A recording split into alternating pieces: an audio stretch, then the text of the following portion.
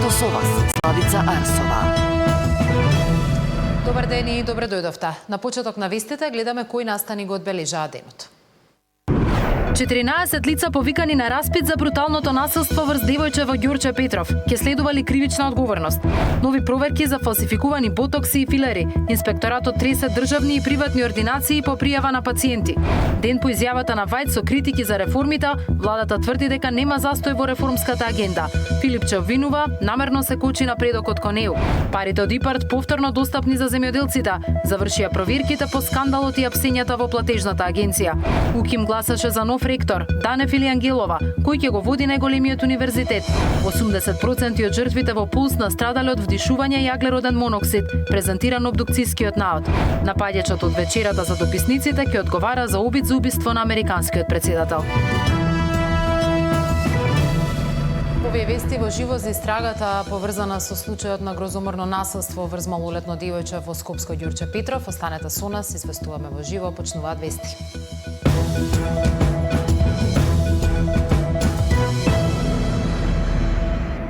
14 лица се повикани во полиција за случајот со монструозното меѓуврсничко насилство во Ѓорче Петров. Инспектори земали изјави од родителите на децата, осомничени за малтретирање на 6-оделенката, но и од родителите на жртвата. Александар Динев известува. Александар, дали некому му се заканува кривична одговорност за овој случај? Министерството за внатрешни работи засега не соопштува дали некој од родителите на трите малолетнички кои буквално се изживувале врз 6-оделенка во паркот во Ѓорче ќе сноси некаква одговорност. Денеска министерот за внатрешни работи Панче Тошковски истакна дека МВР сериозно го истражува случајот и напомена дека помеѓу 14 лица кои биле повикани на информативен разговор во полициска станица има и родители на децата. Инаку овој случај кој е последен во низата на меѓуврсничко насилство ја згрози македонската јавност по информациите дека три постари малолетнички на 16 и 17 годишна возраст, како што реков, буквално се изживувале врз девојче на од 6-оделение. Физички ја малтретирале, гаселе цигари од незиното тело и ја терале да јаде измет од кучења, а сето ова го снимале на мобилен телефон. Сериозна загриженост за овој инцидент изразија и од канцеларијата на Народниот правобранител, од каде рекоа дека по собствена иницијатива отвориле предмети, ќе бараат изјави од сите засегнати во случајот, вклучително и од одговорните во училиштето во Ѓорче Петров. Сите детали за овој грозоморен настан ги гледаме во прилогот во продолжение. Родители на децата кои малтретирале и се изживувале врз 6-оделенка во паркот во Ѓорче се повикани во полициска станица. Инспектори земале изјави и од родителите на жртвата на монструозното меѓуврсничко насилство. МВР по насока од јавен обвинител сериозно го истражува случајот, рече министерот за внатрешни работи. Досега на разговор се повикани 14 лица. За дел од нив ќе има и соодветни пријави. Бидејќи станува збор за малолетнички, надлежните во јавност ќе објавуваат редуцирани информации.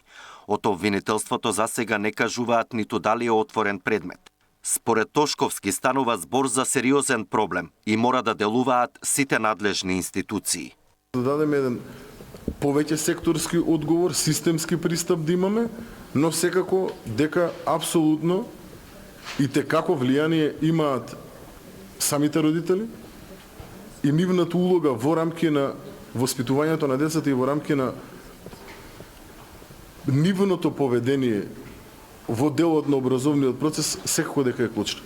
Така да би упатил еден апел и до сите родители, и до сите општествени чинители, и како да се фокусираме на овој проблем, затоа што го има, е присутен.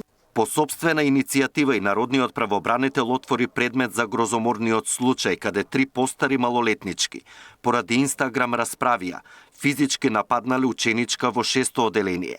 Ја гореле со цигари и ја принудувале да јаде измет од куче во паркот во Ѓорче, а сето тоа го снимале со телефон. од кај омбудсманот бараат итна институционална реакција и соодветна заштита на детето. Ке се обратат до сите надлежни институции, вклучително и до одговорните во Основното училиште Мирче Ацев. Со цел да испитаме дали постапувањето било навремено и соодветно, како и дали обезбедена заштита од повторна травматизација на детето. Сметаме дека ваквите настани се потребно итно да бидат превземени мерки од страна на институциите, да постапуваат со највисок степен на итност и одговорност, имајќи го во предвид најдобриот интерес на детето, кој што представува водечки принцип. Случајот во Ѓорче е само еден во низата кој ја вознемирија јавноста. Речиси во сите ситуации на меѓуврстничко насилство, други деца снимаат со мобилните и ги објавуваат видеата. Таква групна тепачка неодамна имаше и во училиште во Сарај. Александар Динев, Сител телевизија. Вонредни контроли во здравствени установи низ повеќе градови. Државниот санитарен и здравствен инспекторат проверува какви ботокси и филери се користеле за естетски интервенции. Надзорот следи по полициско-обвинителската акција за шверц на медицински средства, во која повеќе лица завршија во притвор, домашен притвор или со мерки на предпазливост. Министерот за здравство потврди дека имало реакции од пациенти кои веќе направиле вакви интервенции, но деталите засега не се откриваат поради истрагата. Обвинителството се уште не знае врз колку пациенти биле аплицирани нелегалните препарати. Вонредни контроли на Државниот санитарен и здравствен инспекторат во медицински установи во неколку градови во државата. Какви ботокси и филери користат? Надзорот следи по акцијата на МВР и обвинителството за гонење на организиран криминал и корупција, која засега заврши со 6 ефективни притвори, 4 кукњи и мерки на предпазливост за 9 мина, осомничени за шверц на медицински средства со кои го довеле во опасност здравјето на граѓаните. А пациенти кои веќе имале вакви интервенции реагирале до надлежните здравствени власти. Да, имавме таков тип на информации и во ДСЗ и кај нас во Министерството. Веќе знаете дека постапката е во тек. Тука не смееме ништо дополнително да дадеме, заради тоа што не сакаме да влијаеме врз процесот во кој што активно е активен. Да, во моментот додека збориме, инспекторите се веќе на терен, има во неколку града и во неколку институции, да чекаме резултати од нив, па ќе ве известиме. Од обвинителството за гонење на организиран криминал и корупција не знаат врз колку пациенти се аплицирани ботокси и филери, кои без дозвола биле внесени во државата. За сега не се открива какви понатамошни действија ќе бидат преземени за случајот. Ценам дека со акцијата се превземени действија во насока на отклонување на еден сериозен криминал, не само од финансиски аспект, не само од аспект на оштетување на буџет на држава, туку од аспект на заштита на здравјето на граѓаните. Така да би ги охрабрил во иднина и Бирото за јавна безбедност и јавното обвинителство да продолжат во насока на откривање, особено на било каков криминал конкретен, кој што е предизвикан, било каков криминалитет кој што е поврзан со загрозување на здравјето на македонските граѓани. Меѓу осомничените кои формирале криминална група за незаконски увоз на ботокси и филери има лекари од градската болница 8 септември, клиниката за кожни болести, од приватни дерматолошки ординации и цариник таксист. Сања Димитровска, Сител телевизија. Ден по изјавата на Вајд со критики за реформите, владата тврди дека нема застој во реформската агенда. Филипче обвинува, намерно се кочи напредокот кон ЕУ. Парите од ИПАРД повторно достапни за земјоделците. Завршија проверките по скандалот и апсењата во платежната агенција. Нема застој во реформската агенда, тврди владата. И покрај предупредувањето од Брисел дека земјава може да изгуби дел од средствата од планот за раст доколку не ги исполни реформските обврски во предвидениот рок, евроамбасадорот Рокас вели дека ризик постои, но дека гледа и големи напори од владата. Од друга страна, европратеникот Томас Вајц предупреди дека во последната година нема доволен напредок, особено во владењето на правото, борбата против корупцијата и независноста на судството. Опозицијата ја обвинува власта дека свесно ги кочи реформите. Нема застој во реформската агенда, тврди владата по серијата предупредувања од Брисел дека пред крајот на последниот рок големи се шансите земјава да изгуби дел од средствата од планот за раст. Не сме заостанати за овие точки. од 10 сметам дека 6 веќе сме при крај завршени. Имајќи на ум дека сменивме пристап кон исполнување на овие чекори, дадовме рок до крај на април да се реализираат, за да имаме 2 месеца период за адаптации, можни измени кои што би требало да ги направиме за да се адаптираме со потребите од Европската комисија. И очекуваме во јуни да ги исполниме од 10 точки кои што се навистина критични и се обемни. Мора да признаеме дека се многу специфични и не случајно се останати така. И очекуваме од тие чекори поголем дел да ги реализираме. Една од специфичните точки е изборниот закон, например, кој што бара поголем, поширок консензус. За ризикот да останеме без пари предупреди евроамбасадорот во земјава, додавајќи дека сведочи на големи напори од страна на владата да ги реализира реформите. There are 10 steps to be fulfilled by June, which are the grace period that was supposed to be fulfilled in June last year. So this is the system, how it works, the reform agenda, and if they expire and not fulfilled, the money is lost. So now the government and the various ministries that are concerned by these 10 steps are working very hard to achieve. And that was the warning. And this warning was not sent only to North Macedonia, but also to the other candidate countries that implement the respective reform agendas. So there is hard work ongoing. I cannot predict. We have to wait until end of June to see. Известувачот на Европскиот парламент за Македонија Томас Вајц предупреди дека во последната година не гледа напредок ниту реформи, особено во делот на владењето на правото, борбата против корупцијата и независноста на судството. Опозицијата смета дека владата свесно не ги исполнува реформите за да ги блокира интеграциите.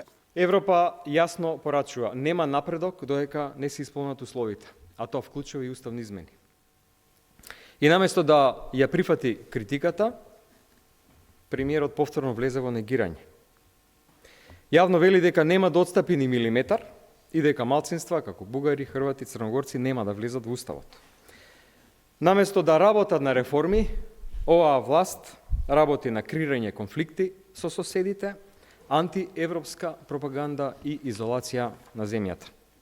Извештајот за реформската агенда се очекува до крајот на неделава да пристигне во земјава.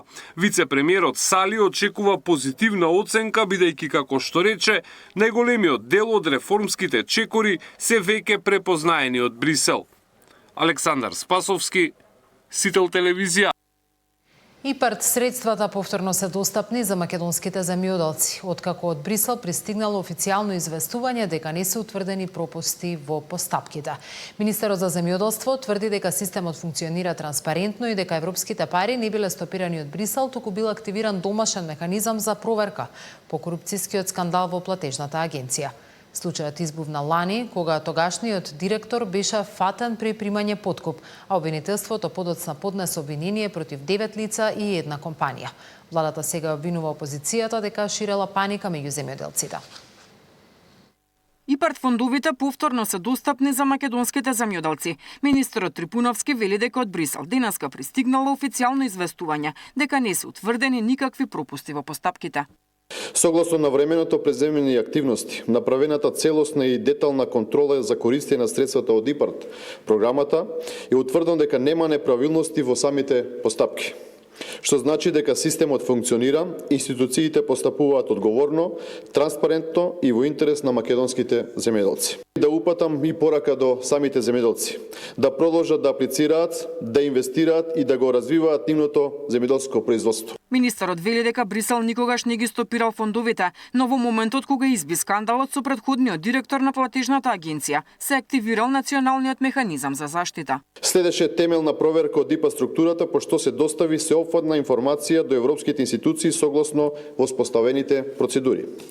Со ова сакам да ги демантирам и шпекулациите кои што тенденциозно се пласира во јавност од страна на опозицијската партија СДСМ, обвинувајќи дека сака да создадат лажна слика, паника и револт кај македонските земјоделци, тврдејќи дека ИПАРД средствата се блокирани, а земјоделците ќе останат без поддршка. Скандалот со ИПАРД фондовите изби во ноември минатата година, кога тогашниот директор на Агенцијата за финансиска поддршка Илија Стоилев беше фатен при земање подкуп од 400 евра, пошто беше приведен и разрешен од функцијата.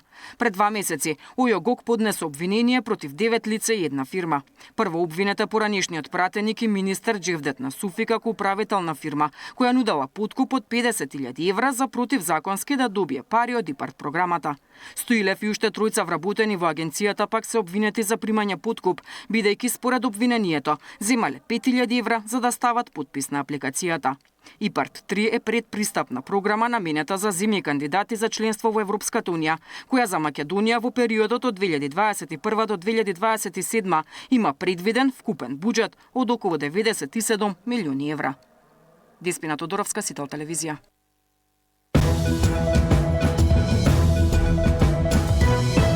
Разлики меѓу пишаниот извештај и изјавата на известувачот Вајц. Зошто реформите не одат со побрзо темпо?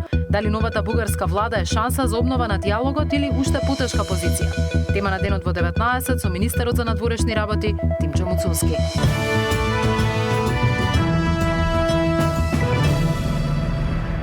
Најголемиот универзитет во државата гласаше за ректор. Наставниот кадар и дел од студентските представници на УКИМ денеска гласа меѓу двајцата кандидати. Актуелната ректорка Билјана Ангелова и професорот од Машинскиот факултет Дарко Данев. Конечните резултати се очекуваат до подоцна вечерва, но според првичните информации од изборните комисии, повторно е избрана досегашната ректорка.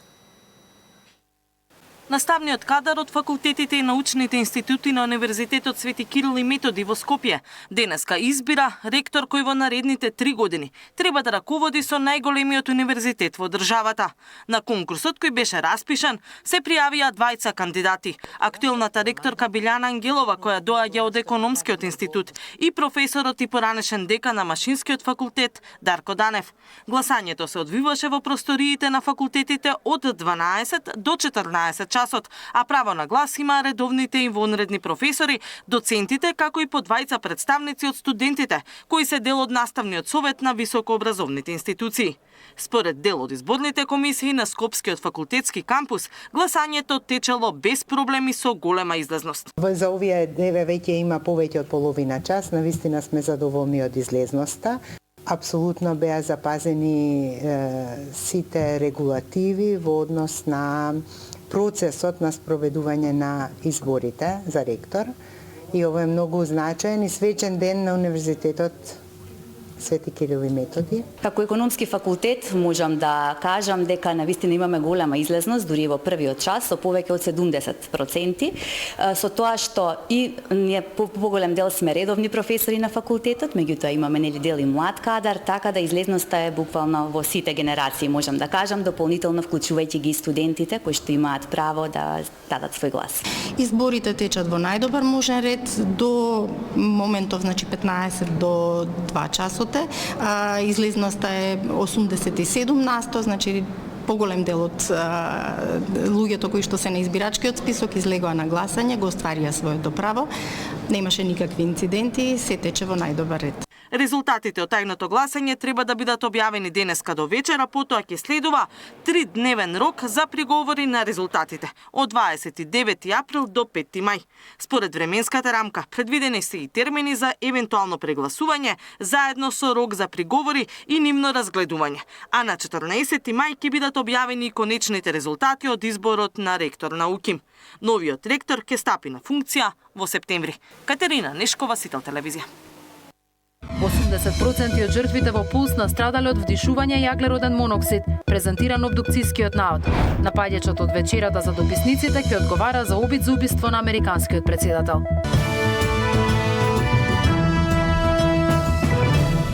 Труење со јаглерод моноксид е главната причина за смртта на најголем дел од жртвите во пожарот во Окочанската дискотека Пулс. На денешното судење обвинителството ги презентираше обдукцијските извештаи на Институтот за судска медицина, според кои околу 80% од загинатите починале од интоксикација со јаглероден моноксид. Зоран Јаневски. Труење со јаглерод моноксид е главната причина за смртта на загинатите во пожарот во Окочанската дискотека Пулс. На денешното судење јавното обвинителство ги презентираше обдукцијските извештаи на Институтот за судска медицина, според кои дури 80% од жртвите починале од труење со јаглерод моноксид. Кај останатите 10 смртта настапила заради притисок на градниот кош, недостаток на кислород во просторијата, изгореници на дишните патишта и изгореници по телото. На видеопроектори поставени во судницата, обвинителството за секој од загинатите поединечно ги презентираше причините за нивната смрт. Освен јаглерод моноксид, судска медицина испитувала и што друго довело до смрт, а одговорите на тие прашања денеска беа поделени на обвинетите. Обвинителството тие податоци не ги презентираше бидејќи со нив се уште не се запознала одбраната, но адвокатите во судницата открија дел од извештајот, според кој кај починатите имало остатоци од цијанидно и алкохол, марихуана и кокаин. На ваквите изјави бурно реагираа родителите. Надвор од судницата рекоа дека нивните деца не починале од пороци. Нашите деца не се мртви од конзумација на алкохол и дрога.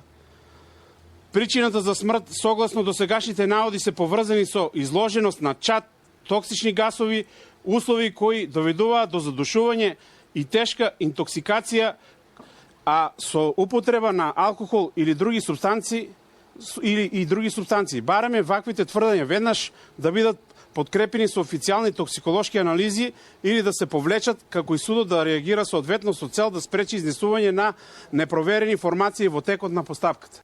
Обвинителството најави дека за причините како настапила смртта кај загинатите во Пулс ќе биде повикан и лекар од Институтот за судска медицина за детално да образложи кои околности довеле до труење. За одбраната спорен беше начинот на кој се изведуваат материјалните докази.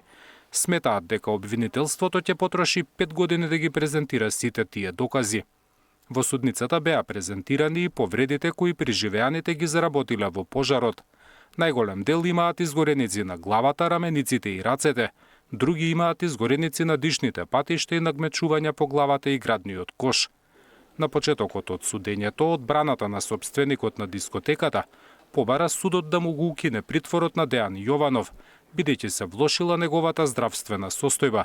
Барањето ги налути родителите, па гласно извикуваа: "Пуштете го, ние ќе му пресудиме." Зоран Јаневски, Сител телевизија. Обвинителството бара максимална казна од 13 години затвор за Стојанчо Јовановски, обвинет во случајот со смртта на неговата сопруга Ивана и нивното малолетно дете. Во завршните зборови, обвинителката тврдеше дека Ивана со години била жртва на насилство, закани, понижувања, поради што критичниот ден била доведена до психолошки колапс. Одбраната пак смета дека не е докажана причинско-последична врска меѓу обвинетиот и трагедијата. Пресудата е закажана за 11 мај. Обвинителството бара Стојанчо Јовановски да биде осуден на максимална казна, која збирно од трите кривични дела за кои е обвинет е 13 години затвор. Во завршните зборови обвинителката посочи дека според психијатриските вештачења, починатата Ивана скокнала од 6-тиот кат заедно со малолетното дете, бидејќи била во безизлезна ситуација, сметала дека нема достапна институционална заштита и дека состојбата е нерешлива. Тоа било резултат на долгогодишното тепање од страна на Јовановски и заканите и понижувањата кои ги трпела. Сметала дека доколку му го остави детето на обвинетиот, тоа нема да биде безбедно со него. Критичниот ден била доведена до психолошки колапс и не можела да донесе реална проценка. Во тој момент Ивана верува дека детето ќе продолжи да страда ако остане со татко му, дека незината Катја ќе биде малтретирана како што била и таа, и во тие моменти единствена заштита за Катја било да ја земе со себе. Ова не е рационална мисла, туку патолошка перцепција создадена од траумата. Ивана во тие моменти Катја ја доживува како ранлива и осудена на страдање, доколку остане со татко и што создава кај истата една патолошка логика. Ако не можам да ја заштитам јас, никој нема. Максимална казна со која ќе се испрати порака за во иднина да се спречат вакви трагедии, побари и адвокатката на семејството на починатата. Бараме судот особено да го оцени при утврдувањето на казната нормално и континуитетот на насилството, кое што е особено важно и за третото кривично дело кое што му се става на товар на обвинетиот, а тоа е наведувањето на самоубиството. Одбраната на Јовановски пак тврди дека обвинителството не успеало да докаже дека на критичниот ден тој и ги нанел повредите на сопругата, ниту дека постои причинско-последична врска за наведување на самоубиство. Смета дека изјавите на сведоците се контрадикторни и побараа судот да донесе одлука исклучиво врз основа на доказите, а не под влијание на јавноста и медиумите. Евидентно е дека Стојанчо е насилен, тоа е факт. Евидентно е дека имаме за точка 1 и 2 безброј материјални и вербални докази за неговата суровост по однос на жртвата. Но би сакал да истакнам дека не може да го црниме Стојанче, зашто има една бела точка, а тоа е љубовниот триаголник. Лицето Мартин, сведокот кој глумеше лудило пред овој суд, сметам дека обвинителството требаше паралелно и него да го обвини. Тоа имаше придонес за точката 3, кажа адвокатот на Јовановски. Сведоците не ја зборувале вистината, се изјасни пред судот и обвинетиот. Се би дал да може да ги врати неговата сопруга и дете. Вината за трагедијата ја префрли на други лица.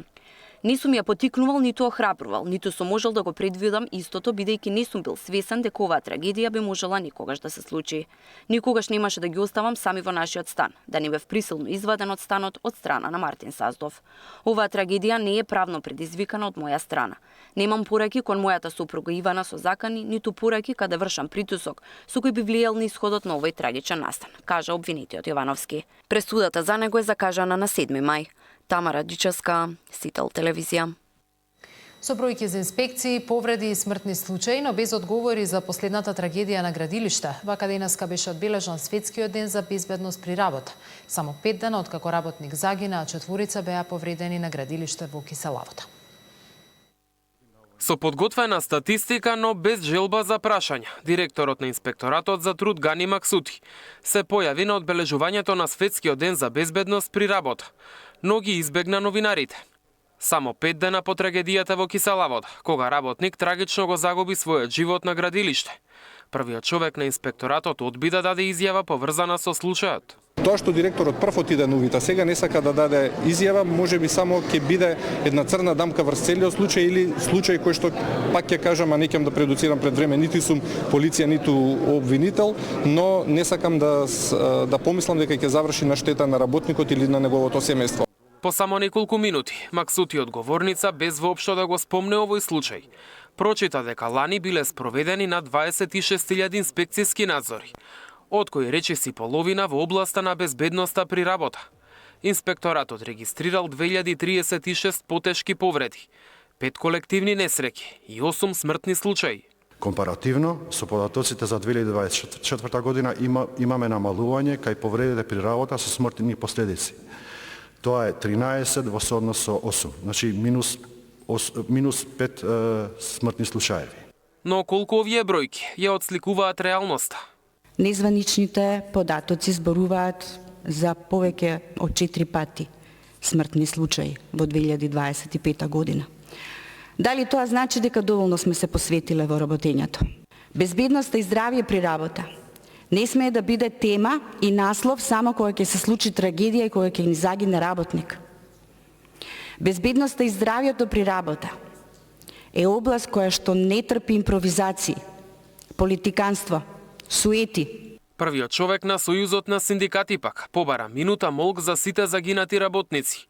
Тој ја отвори и дилемата за одговорност, оценувајќи дека во пракса често жртвата станува виновник, наместо системот да ги санкционира пропустите. Вашето одење на работа, поздравувањето со вашето семејство може да ви биде последно. Тоа беше случај пред неколку денови за еден работник. Денеска во Македонија, за жал, животот чини помеѓу 5 и 10.000 евра на кога ќе починете. Кога работите, далеку помалку. Во петокот еден работник загина, а 4 беа повредени откако врз нив се излизгало земјиште, додека копале јама за темели. Градењето сега е запрено додека не заврши истрагата. На терен е дозволена само санација на штетата, за да се спречи дополнително лизгање на земјиштето кон околните објекти. Мартин Арсов, Сител телевизија.